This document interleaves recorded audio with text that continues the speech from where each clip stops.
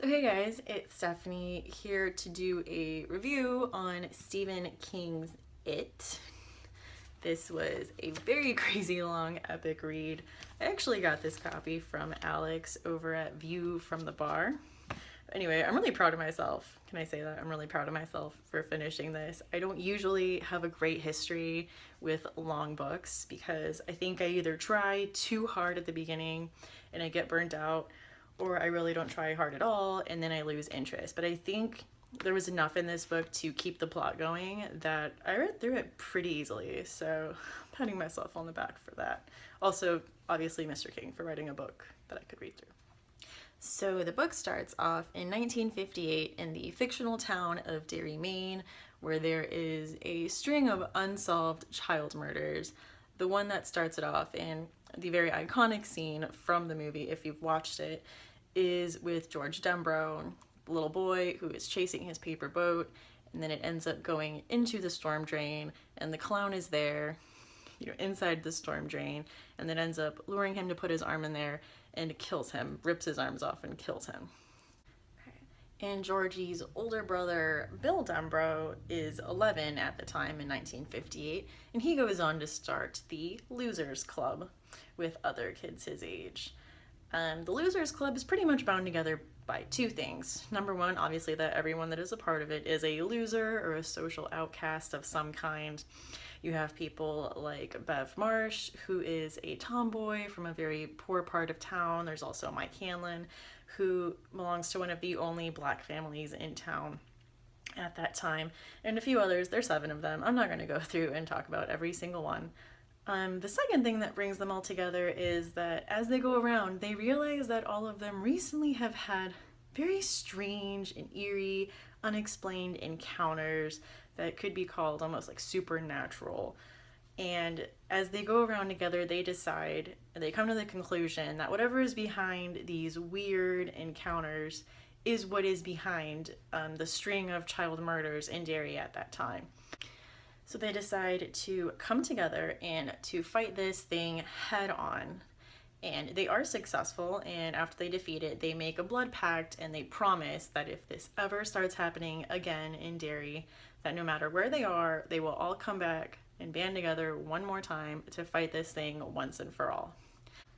And so that is the first timeline, the 1958 timeline. The other timeline we have going throughout the story is the 1985 timeline. And that, of course, is when they are adults and they get that call that says, weird things are happening again in Derry, and you watch as all of them, kind of pack up wherever they are in life and they head on over to Derry and meet up as adults and decide and wonder if they can beat this since they're not kids anymore.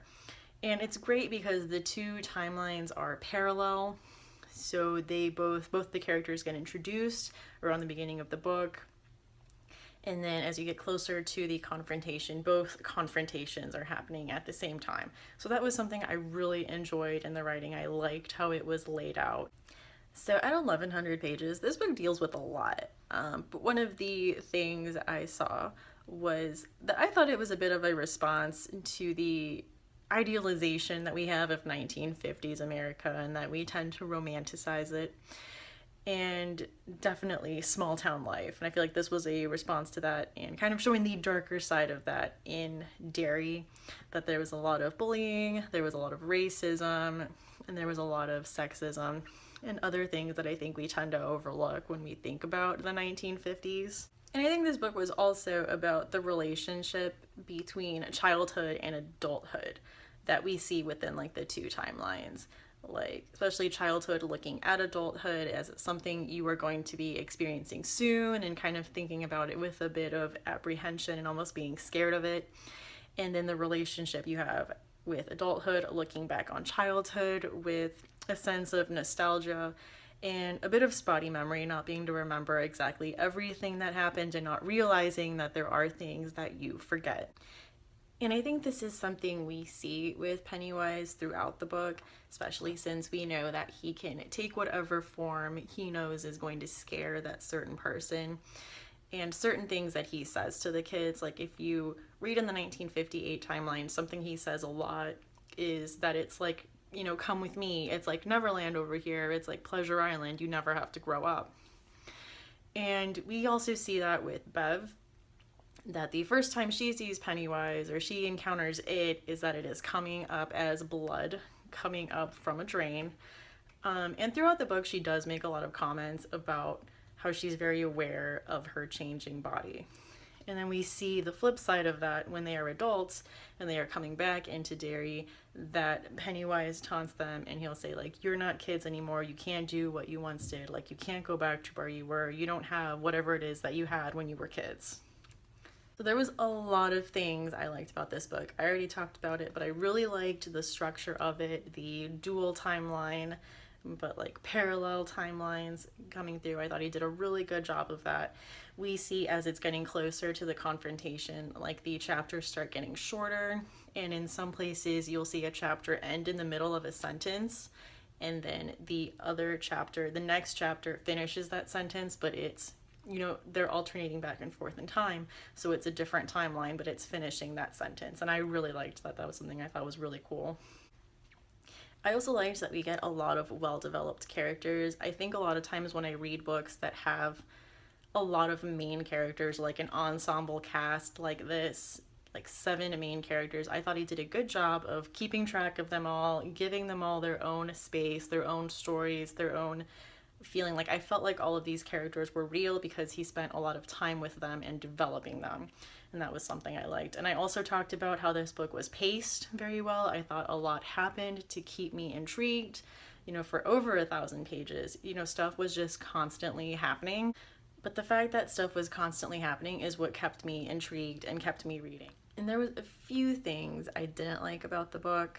One of them was just, I feel like there's always the same kind of bully in all of his books, and that's like a one-dimensional, no-good greaser that we see with Henry. And second of all was, and this might just be me, but the ending in the first timeline, there's a little more to it, and it was just too gross for me. It was just, I felt like too disturbing on too many levels. So that was just, like I said, me personally, I did not care for that at all. And third was Beverly's character. I wasn't a fan, and I don't know if, you know, with her being the only girl in this ensemble cast, I wanted someone I could root for, but I really didn't like her character. I really didn't feel that she was all that great. And I was a little annoyed that when they have the flash forward, or where they introduce the second timeline and you see all of the characters getting that call, that you see that they are all very successful. But I thought Beverly's chapter really didn't talk about, we find out later that she is successful, but her introductory chapter is mainly about her relationship, and I feel like she's very defined by that. And I realize that that does play an important part because it plays a parallel to something in her past, and that also comes into play later. But I wish they would have also talked about, you know, that she was a successful businesswoman, and I don't feel like we got that. But like I said, that's just me nitpicking. Other than that, I thought it was a great book. I would recommend it. I gave it 4 out of 5 stars. I would recommend it if the person I felt could handle that weird ending in the first timeline. If you've read it, you know exactly what I'm talking about. Other than that, I thought it was great. So I really enjoyed it. So anyway, thanks guys. Hope to see you again soon.